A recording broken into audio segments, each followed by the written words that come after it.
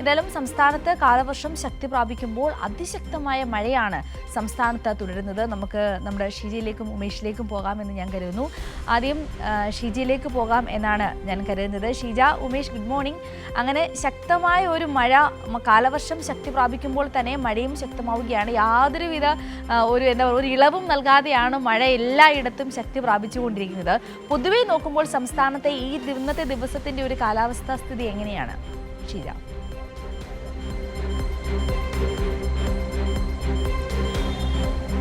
Good morning Sindhuri. ഏതായാലും കഴിഞ്ഞ ദിവസം സംസ്ഥാനത്ത് കാലവർഷം എത്തി എന്നുള്ളത് സ്ഥിരീകരിച്ചിട്ടുണ്ട്. അപ്പോൾ അതിൻ്റെ അടിസ്ഥാനത്തിൽ കാലവർഷം സംസ്ഥാന വ്യാപകമായി തന്നെ ശക്തി പ്രാപിക്കുന്നു എന്ന് തന്നെ പറയേണ്ടിയിരിക്കുന്നു സിന്ധൂരി.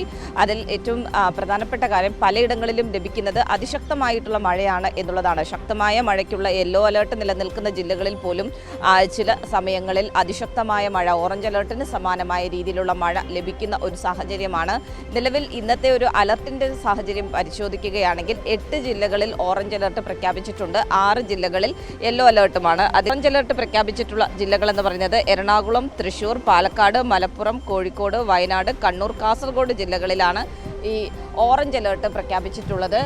ഏതായാലും സംസ്ഥാന വ്യാപകമായി തന്നെ ഇപ്പോൾ കാലവർഷം ശക്തി പ്രാപിക്കുന്ന ഒരു സാഹചര്യത്തിൽ ഈ രീതിയിൽ തന്നെ മഴ വരുന്ന ഒരു 3 ദിവസം കൂടി ശക്തമായ രീതിയിൽ തുടരും എന്ന് തന്നെയാണ് കേന്ദ്ര കാലാവസ്ഥാ വകുപ്പ് അറിയിക്കുന്നത്. അതുകൊണ്ട് തന്നെ ജനങ്ങൾ ജാഗ്രത പാലിക്കണം. കാരണം കാറ്റിൻ്റെ വേഗത കൂടി നിൽക്കുന്ന ഒരു സാഹചര്യമാണ്. മണിക്കൂറിൽ ഏകദേശം 40 മുതൽ 50 കിലോമീറ്റർ വേഗതയിൽ വരെ ചില ഘട്ടങ്ങളിൽ കാറ്റ് വീശിയടിക്കുന്ന ഒരു സാഹചര്യം സംസ്ഥാനത്ത് നിലനിൽക്കുന്നുണ്ട്.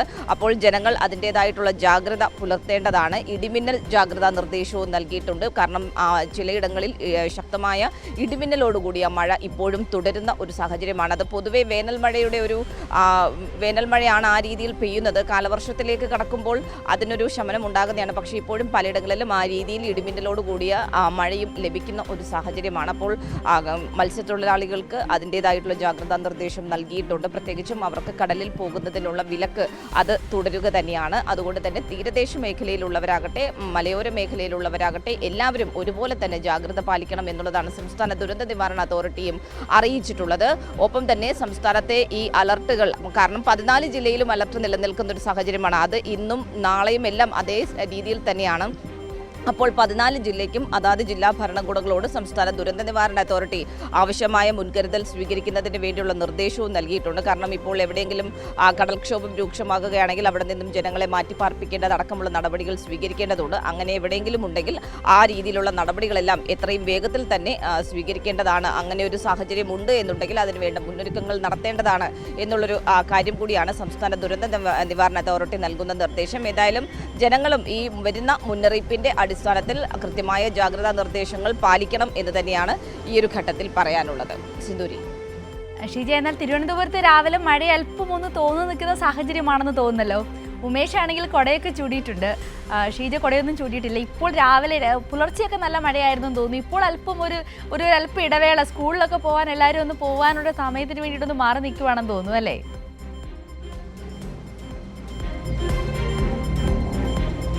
തീർച്ചയായും ഇന്ന് പുലർച്ചെ വരെയും ഇവിടെ തിരുവനന്തപുരം ജില്ലയിൽ അതിശക്തമായ മഴ തന്നെയാണ് തുടർന്നുകൊണ്ടിരുന്നത്. പക്ഷേ ഇപ്പോൾ ഒരല്പസമയം, നമ്മളിപ്പോൾ ഈ ഒരു ലൈവിന് കയറുന്നതിന് മുൻപാണ് ഈ മഴയൊന്ന് കുറഞ്ഞിട്ടുള്ളത്. പക്ഷേ ഇപ്പോഴും മൂടിക്കെട്ടിയ ഒരു അന്തരീക്ഷമാണ്, ചെറിയൊരു ചാറ്റൽ മഴ നിലനിൽക്കുന്നുണ്ട്. പക്ഷേ അതിനൊരു അതിശക്തമായ മഴ എന്ന രീതിയിലേക്ക് ഇപ്പോഴില്ല. പക്ഷേ ഇപ്പോഴും മൂടിക്കെട്ടിയ അന്തരീക്ഷമാണ്. മഴ ഈ രീതിയിൽ തന്നെ ഇവിടെയും തിരുവനന്തപുരം ജില്ലയിലും തുടരും എന്ന് തന്നെയാണ് നമുക്ക് മനസ്സിലാക്കാൻ സാധിക്കുന്നത്. സിന്ധൂരി.